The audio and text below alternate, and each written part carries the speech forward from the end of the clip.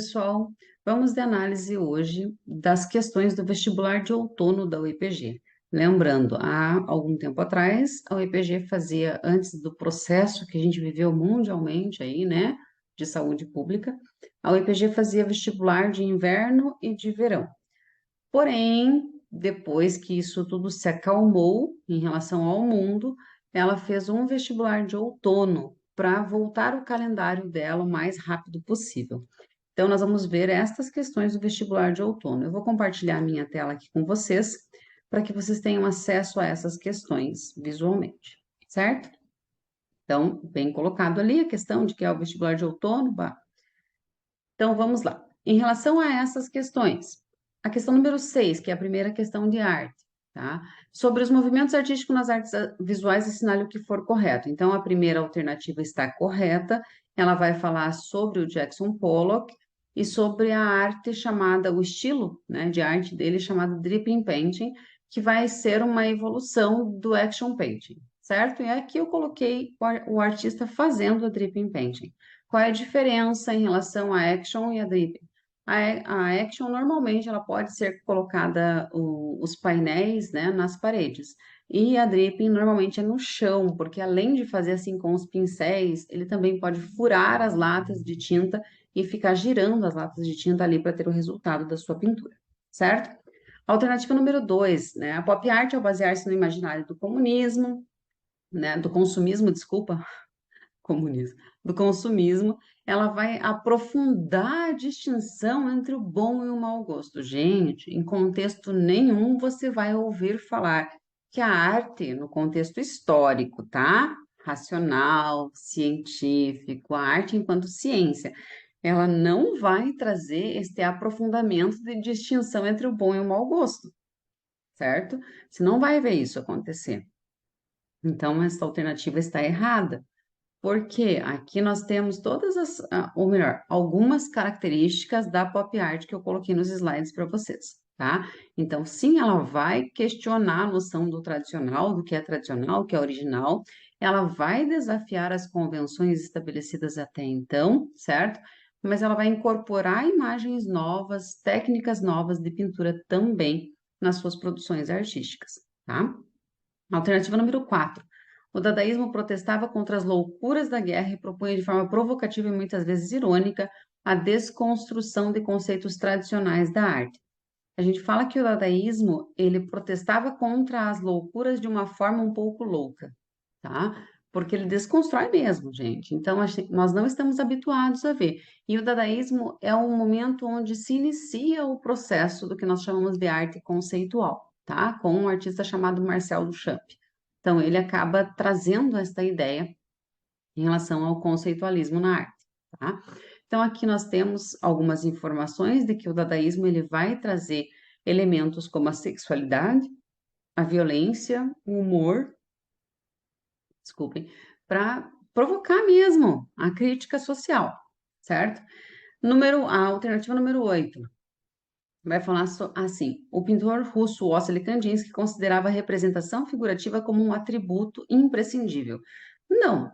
O Wassily Kandinsky, ele inicia sua caminhada como expressionista e evolui para abstracionista, tá? Então, se ele evolui para abstracionismo, ele então não vê o figurativismo como sendo imprescindível, até porque existe um contrassenso, né? É totalmente o contrário, o figurativismo do abstracionismo. O que é uma pintura figurativa? É uma reprodução da realidade, certo? É eu pegar uma realidade e colocar no papel ou colocar na tela. O abstracionismo, como o próprio nome já diz, completamente abstrato. Ah, então aqui está a informação também sobre o Wassily Kandinsky, tá? A questão número 7. Em lugares diferentes e tempos históricos, manifestações artísticas dialogam com o cotidiano. O comando da questão fala da seguinte forma: em relação às artes visuais, assinale o que for correto. Tem que tomar cuidado com essas questões, porque quando ele não pontua um período dentro das artes, nós temos uma possibilidade enorme da UEPG cobrar o que ela quiser, certo? Então, é preciso conhecer muito da história da arte para você ter certeza e responder as questões de forma correta. Então, a alternativa número 1, as obras dos gêmeos emblemáticas, vai falar aqui sobre essa questão dos gêmeos. Quem são os gêmeos? dos irmãos Pandolfo, que são grafiteiros, conhecidos muito mais como grafiteiros no Brasil. Porém, eles também fazem obras em museus. E aqui eu trouxe a informação para vocês das primeiras exposições que eles fizeram em museus também das suas obras de arte, tá? Alternativa 2. Gente, desculpem, mas é que eu estou trabalhando o dia todo, né? E preparando, e planejando, e corrigindo, e arrumando. Então, estou começando a ficar cansada. Vamos lá. Alternativa 2. Na obra Guernica, Francisco de Goya retratou a invasão da Espanha pelas tropas francesas de Napoleão. A pequena tela, composta com elementos cubistas, apresenta uma poderosa imagem do sofrimento e da violência provocados pela guerra. Primeiro, não foi Goya quem retratou Guernica, tá? A Guernica é uma obra cubista e ela é representada por Pablo Picasso. Então, alternativa errada, certo? Além disso, além da Guernica ter sido pintada por Pablo Picasso, ela vai representar a Guerra Civil Espanhola e ela é uma pintura em grandes proporções, vocês estão vendo aqui nos slides, tá? Então, ela é um painel de grandes proporções, não é uma pequena pintura como está ali na alternativa. Alternativa número 4. Os murais de Poti Lazarotto em Curitiba retratam a feição e a história da cidade, dando destaque numa linguagem contemporânea às cenas do cotidiano de pessoas comuns em seus usos, costumes e diversões. O Poti Lazarotto, ele também se inspira muito no cubismo, tá, gente? E na questão das imagens serem um pouco desconstruídas, como nós estamos vendo aí. Então, eu trouxe duas obras do Poti para que vocês visualizem. Ele vai representar, assim, o cotidiano das pessoas num contexto bem desconstruído, como vocês estão vendo aqui, certo? Alternativa número 8. O grafite como arte de rua surgiu nas periferias das metrópoles como forma de expressão e de denúncia de realidades sociopolíticas como a miséria e a violência vividas por aqueles que se encontram à margem do sistema econômico. Essa história nós já sabemos, porém nós não podemos esquecer que o grafite, ele é um dos elementos da cultura hip hop, tá? Eu trouxe aqui, desculpa, gente. Eu trouxe aqui duas informações a respeito do grafite, mas tem muito mais informações, tá, gente? Não é só isso, não. Vamos lá. Seguindo, a questão número 8, sobre o teatro e sua trajetória, assinale o que for correto. Então, aqui, alternativa número 1. Na Idade Média, as representações teatrais ocorriam no interior das igrejas, espaço onde os atores denominados saltimbancos encenavam as tragédias inspiradas nos textos bíblicos. Saltimbancos são grupos de atores itinerantes na Idade Média, tá? Então, sim, eles surgem na Idade Média, mas eles são grupos de atores itinerantes. Então, se eles são itinerantes, eles não vão atuar no interior das igrejas, certo? É preciso ter essa concepção em mente. Alternativa número 2. O teatro contemporâneo compreende uma pluralidade de linguagens, tendências e formas que possibilitam defini-lo em um estilo único. Gente, aqui é contraditória a própria alternativa. Não precisa ficar analisando muito para compreender que existe uma contradição aqui. Como assim? Se ele é um teatro que compreende uma pluralidade de linguagens, como é que ele pode ser definido em um estilo único? Não pode, certo? Então, deleta essa informação. Já está colocado aqui o erro em relação tanto aos saltimbancos, né, que eu já apontei no slide anterior, quanto em relação ao teatro contemporâneo. Alternativa número 4. O coro exercia funções importantes no teatro grego como personagem da trama, ponderava e comentava as escolhas dos heróis. Alternativa correta. O coro, sim, era parte extremamente importante dentro do teatro grego, certo? E aí tem a informação a respeito do coro. Alternativa número 8. Os jogos dramáticos, na perspectiva do teatro do oprimido, possibilitam o espectador tornar o próprio corpo mais expressivo e praticar formas teatrais que o ajudam a assumir a condição de ator. Então, o que é o teatro do oprimido? É uma teoria teatral desenvolvida por Augusto Boal dentro do teatro contemporâneo, Augusto Boal brasileiro, certo? Então, um dramaturgo brasileiro. Os jogos teatrais, eles funcionam exatamente de forma lúdica para possibilitar o desenvolvimento da criatividade dos atores, vamos colocar assim. E não são somente os atores que podem participar, até mesmo os espectadores são convidados a participar dos jogos teatrais em alguns momentos, tá? Então, isso é uma coisa bem importante que a gente precisa saber dentro do contexto da história do teatro. Vocês estão percebendo que logo abaixo eu estou colocando as somas das questões para vocês, tá? Então, aí está a soma fechada da questão. Questão número 9. Sobre a história da música brasileira, assinale o que for correto. Então, alternativa 1. O rock, gênero musical internacional, despontou no Brasil nos anos 60, difundido pela Jovem Guarda, barará, certo. E aí, aqui temos a informação da Jovem Guarda também.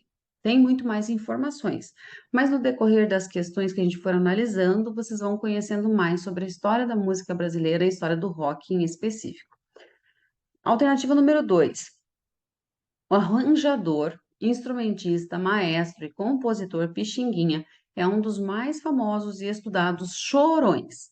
Entre inúmeras composições musicais, é o autor do choro Canção Carinhoso, composto originalmente na forma instrumental. Super correto, tá?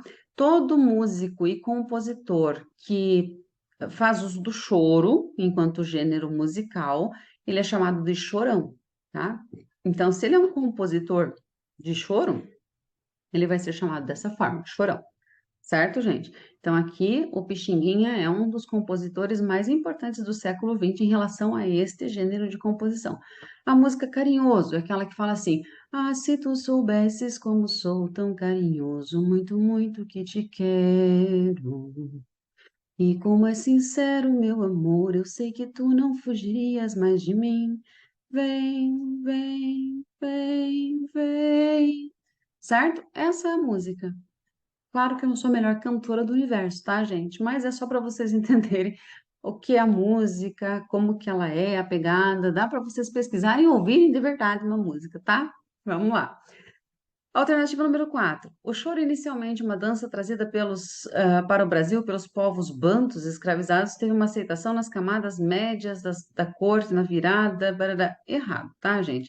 O choro não se iniciou sendo dança, ele já se inicia como gênero musical tipicamente brasileiro. Tem sim as influências africanas, as influências, tá? Até mesmo do jazz, tem alguma pegada de jazz ali. Porém, tá? Não pode ser considerado como correta a alternativa número 4, de acordo com como ela está colocada, tendo em vista que a origem do choro data do século XIX no Rio de Janeiro, certo? Alternativa número 8. O samba é um gênero musical popular brasileiro de caráter urbano, resultante de mudanças estilísticas da harmonia, melodia, nos temas e nos ritmos presentes no samba de roda baiano, no lundu e no maxixe. Correto, tá? Então, o samba, enquanto gênero musical, primeira coisa que nós precisamos entender, as primeiras formas, os primeiros batuques que inspiraram o surgimento do samba especificamente, eles aconteciam na Bahia, tá? Mas aí na Bahia ele era chamado de samba de roda, certo? Que são os primeiros batuques. Aí depois, quando o povo vem para o Rio de Janeiro, o Rio de Janeiro se torna a capital do Brasil. Aí nós temos um elemento bem diferente em termos históricos, que aí sim, né, as pessoas que praticavam o samba, que compunham o samba, eles eram vistos com olhos não muito agradáveis pela sociedade, e eles acabavam se reunindo nos morros, tá, no Rio de Janeiro, que é, para quem conhece o Rio de Janeiro, sabe que a região das comunidades fica muito próximo da região urbana do Rio de Janeiro ali, certo? Então, por isso ele é considerado um gênero urbano, tá?